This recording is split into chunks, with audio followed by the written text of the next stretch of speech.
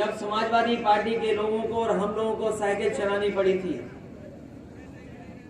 और लगातार समाजवादियों ने साइकिल चलाई और उसका परिणाम ये हुआ कि उत्तर प्रदेश में उस समय जो सरकार थी उस सरकार का सफाया हो गया।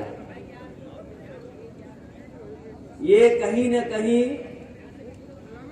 हमारे ऊपर भगवान की कृपा है, समाजवादियों पे आशीर्वाद है और आज का आशीर्वाद तो दिखाई इसलिए दे रहा है।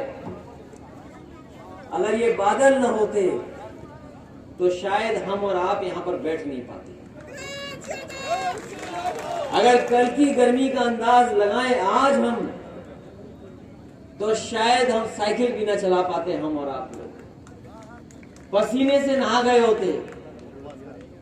कितनी गर्मी और तकलीफ में हम लोग को साइकिल चलानी पड़ती, लेकिन सोचो भगवान ने कितना बड़ा आशीर्वाद दिया कि एकदम मौसम बदल गया है। और अगर आज मौसम बदला है, साइकिल केवल अभी चली नहीं है, अभी साइकिल को पैडल नहीं मारा है। और अगर मौसम बदल सकता है साइकिल चलने से और रामपुर से, तो जिस समय पैडल मारा जाएगा साइकिल पे, हमें पूरा भरोसा है उत्तर प्रदेश का और देश का मौसम बदलेगा और ये सरकार बचने वाली नहीं है। और एक तो मुकदमे लगे हों तो बात की जाए उनकी, अगर एक आध मुकदमा लगा हो तो उसकी बात हो, एक आध धाराएं लगी हो तो बात हो। और केवल आदरणीय आजम खान साहब पे मुकदमे नहीं, आदरणीय आजम खान साहब के साथ जितने भी लोग हैं, अगर ये सरकार और प्रशासन पा गई तो उन पे गंभीर धाराएं और मुकदमे लगे, झूठे मुकदमे लगे और ऐसी गंभीर धाराएं लगी जिसकी हम और आप लोग कभी लोकतंत्र में कल्पना नहीं कर सकते थे। और मैं तो कहता हूं, पत्रकार साथी सब जानते होंगे, अगर एक साथ इतने किसी नेता पर मुकदमे लगे होंगे तो शायद इकलौते नेता हैं पूरे देश में आदरणीय आजम खान साहब जिन पर मुकदमे इतने एक साथ लगे हैं। और वो मुकदमे इसलिए लगे हैं, उन्हें फंसाया इसलिए झूठा जा रहा है कि उन्होंने सबसे ऐतिहासिक काम किया है। वो हमारी आपकी इस पीढ़ी की चिंता नहीं करके काम किया। उन्होंने जो काम किया है वो किया है इसलिए कि आने वाली पीढ़ी हमारी अच्छी हो जाए, आने वाली पीढ़ी का भविष्य अच्छा हो जाए, इसलिए उन्होंने ऐसी शानदार यूनिवर्सिटी बनाई। कौन बनाता है ऐसी यूनिवर्सिटी? कोई नहीं बनाता यूनिवर्सिटी। और सोचो कहां बनी है यूनिवर्सिटी। समाजवादियों ने जब भी मौका मिला होगा नेताजी को, समाजवादी पार्टी के लोगों को, ऐसी ऐसी यूनिवर्सिटियां, संस्थाएं बनाई हैं जिससे आने वाले समय में जो आने वाली पीढ़ी उसका भविष्य बेहतर हो। ये आज की पीढ़ी के लिए नहीं, ये यूनिवर्सिटी बनी है आने वाली पीढ़ी का भविष्य कैसे बेहतर हो। और फिर जिस सरकार से हमें आपको लड़ना पड़ रहा है, उन्हें तो एक ही बात याद आती है कि ठोक दो। तो जिन्हें ठोक दो की भाषा याद हो तो उनसे क्या उम्मीद करोगे कि कुछ बनाएंगे?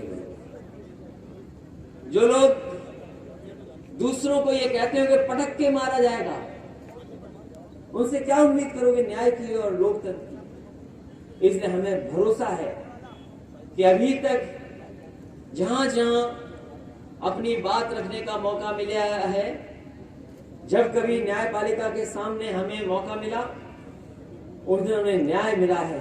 और हमें पूरा भरोसा है कि आने वाले समय में जब भी न्यायपालिका हमारी बात सुनेगी, आदरणीय आजम खान साहब की बातों को जानेगी, न्यायपालिका हमें पूरा ईमानदारी से न्याय देने का काम करेगी। और ये लड़ाई लगातार चलती रहेगी। ये पहिया जब घूमेगा, ये जो हमारे इतिहास के और साइंस के छात्र या नौजवान जानते होंगे, धरती पे और दुनिया में तरक्की आई जब पहिया आ गया।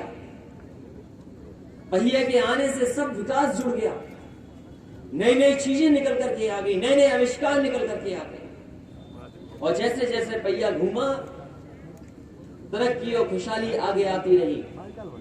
और अब तो हम लोग इंटरनेट के जमाने में हैं, वहां एक पहिया नहीं लगता, व्हील व्हील व्हील तभी कहते हैं www डॉट।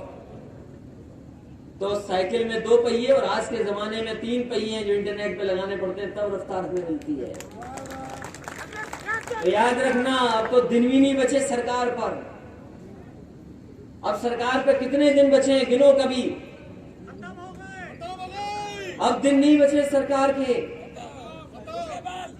ये पंचायत का चुनाव शुरू खत्म होते ही आप देखोगे बंगाल का चुनाव खत्म होगा, अपने आप उत्तर प्रदेश का चुनाव शुरू हो जाएगा।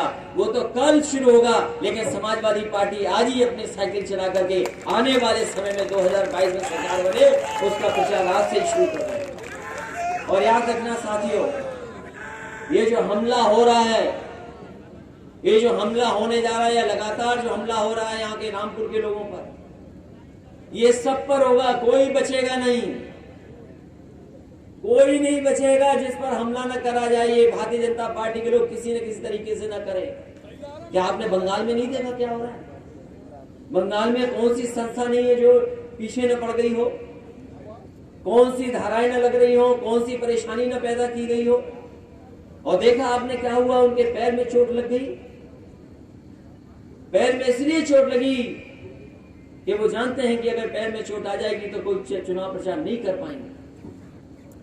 तो हमले अभी वही नहीं हुए हैं, हमले अभी हम पर और आप पे भी होने वाले हैं। और कहीं ना कहीं साजिश के तहत, और उसमें शामिल सरकार है।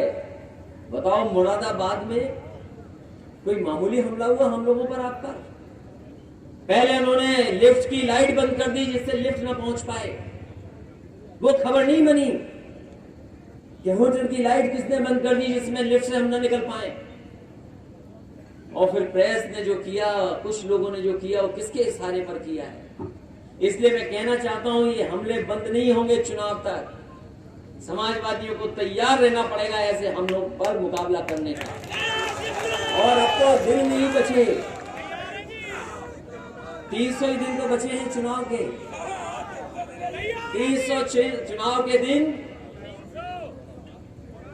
300 दिन से ज्यादा नहीं है। और अगर बरसात का महीना निकाल दो,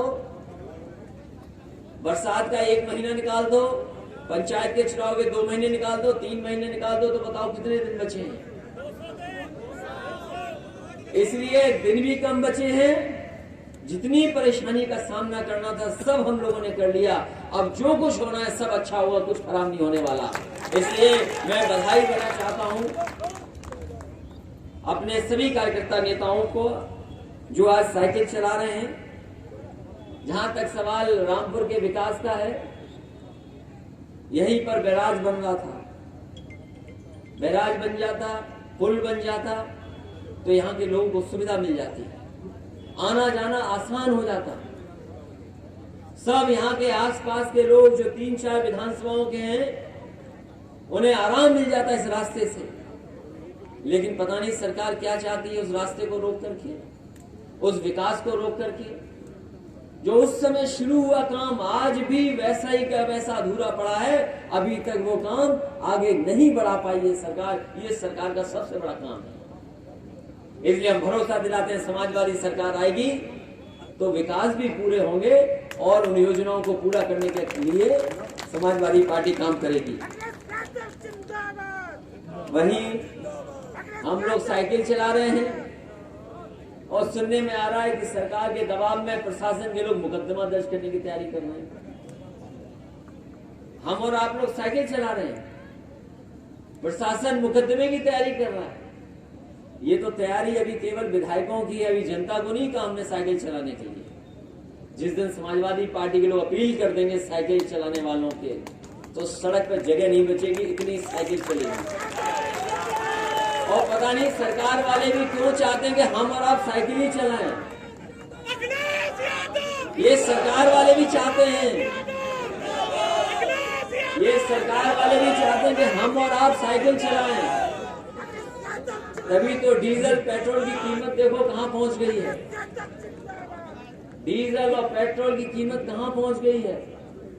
तो सरकार खुद इशारा कर रही है कि आप लोग साइकिल चलाओ। इन्हीं शब्दों के साथ मैं सभी कार्यकर्ता साथियों को बधाई देता हूं, धन्यवाद देता हूं। न्यायपालिका का विशेष धन्यवाद जिससे हमें न्याय मिल रहा है लगातार, और हमें उम्मीद है कि न्यायपालिका आदरणीय आजम खान साहब और उनके परिवार को पूरी की पूरी न्याय दिलाने का काम होगा। वहीं मैं अपने साथियों से कहूंगा कि साइकिल चलाना बहुत बैलेंस बनाने का काम है।